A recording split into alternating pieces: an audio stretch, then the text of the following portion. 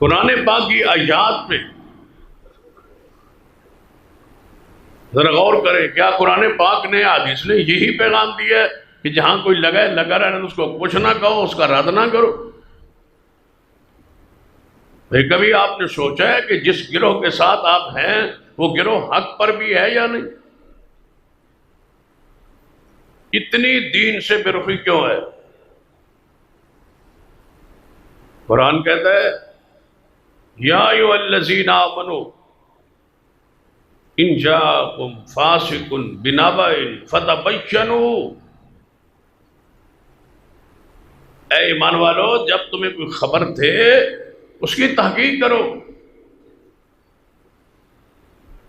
جب وہ کہہ رہے ہیں کہ ہم حق پر ہیں، ہم حق پر ہیں، ہمارے ساتھ ملو، ہم حق پر ہیں، میں کہتا ہوں ہم حق پر ہیں، تو آپ پہ لازم ہے تحقیق۔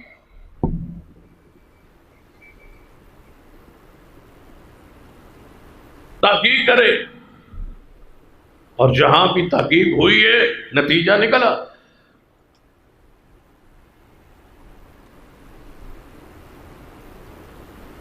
کیا یوسف علیہ السلام کے بھائیوں نے اپنے باپ یعقوب علیہ السلام کو مطمئن نہیں کر دیا تھا کہ بھیڑیا کھا گیا یوسف کو؟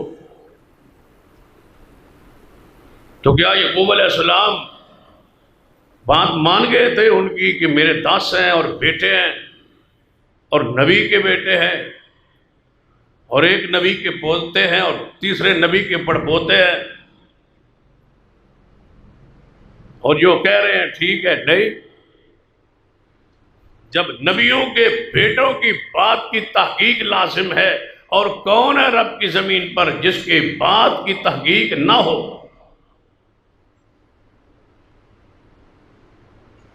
فرمایا میرا ذہن نہیں مانتا تمہاری دلیل کو، بل سولت لکم انفسکم امرا، مجھے محسوس ہوتا ہے کہ دلیل تم نے خود بنائی ہے، یہ بات تم نے بنائی ہے۔ یہاں مفسرین نے لکھا ہے کہ یعقوب علیہ السلام نے قمیض یوسف کو کھولا، دیکھا کہ بھیڑیا یوسف کو کھائے، تو یہ قمیض کیوں نہ پھٹے؟ اگر یوسف کے بدن پہ یہ قمیض تھی نہیں تو پھر یہ قمیض پر خون کیسا؟ پھر بولے بل سولت لکم انفسکم امرا، بیٹو سچی بات تو یہ ہے کہ یہ بنی بنائی بات لگتی ہے، بنی بنائی۔ تم نے کہیں بیٹھ کے اس بات کو گھڑا ہے، بنایا ہے، تم مکر کرتے ہو، یہ دلیل تم لے آئے ہو، بنا کے لے آئے ہو۔ اور یہ بات بل سولت لکم، میرے اور آپ کے لیے یہ الفاظ آئیڈیل تم نے بنائی۔ ہر باطل گروہ نے اپنے مذہب، اپنے مسلک، اپنے اعمال پر دلائلوں کو گھڑایا اور بنایا، اور ہمارا یہ وصف ہے کہ ہم نے آج تک اپنے کسی عمل پر دلیل بنائی نہیں، وہی کی ہے جو آسمان سے دلیل نازل ہوئی۔ قمیض کو کھولا، بات کو کھولا، بیٹوں کی بات پہ توجہ کی، غور کیا، بات نکل آئی۔ 40 سال بعد چاہے نکلی، لیکن نکلی تو صحیح۔ یعقوب علیہ السلام کا جملہ اس دن 40 سال بعد پورا ہوا۔ فرمایا بیٹو سناؤ، جو میں کہتا تھا کہ تم نے دلیل بنائی ہے، یہ بات حق ہے یا نہیں؟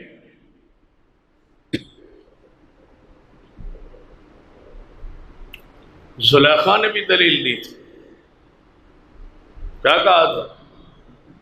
اس بندے کا کیا سزا ہو جو تیری اہلیہ سے برائی کا ارادہ کرے؟ جھوٹ بولا تھا، فاسقہ تھی، اپنے شوہر کا رخ موڑنا چاہتی تھی یوسف علیہ السلام کے خلاف۔ تو کسی سیانے سمجھدار نے کہہ دیا تھا کہ اس کے پیچھے ایسے ہی نہ لگ جانا، پہلے دلیل کی تحقیق تو کر، قمید یوسف تو دیکھ۔ قمید یوسف دیکھی تو بات کھل گئی۔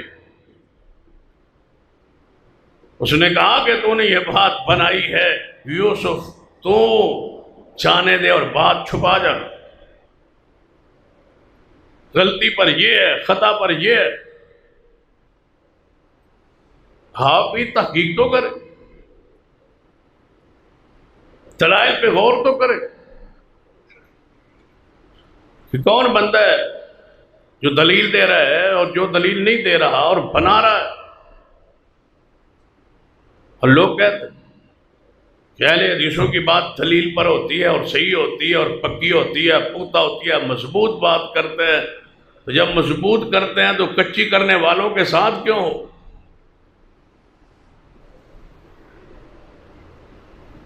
ایک بندہ خود کہتا ہے کہ ہمارے مسلک کے علماء کی باتیں کچی ہوتی ہیں، بے سند ہوتی ہیں، قصے ہوتے ہیں، کہانیاں ہوتی ہیں، آپ کے علماء کی باتیں ٹھیک ہوتی ہیں، صحیح ہوتی ہیں، مضبوط ہوتی ہے۔ پھر مزہ نہیں اس بندے پر، افسوس نہیں اس بندے پر، اس کی عقل پر ماتم نہیں کرنا چاہیے جو پھر بھی انہی کے ساتھ ہے، مان بھی رہا ہے کہ وہ صحیح نہیں کہتے، لیکن اس کے باوجود وہ پھر جڑا ہوا۔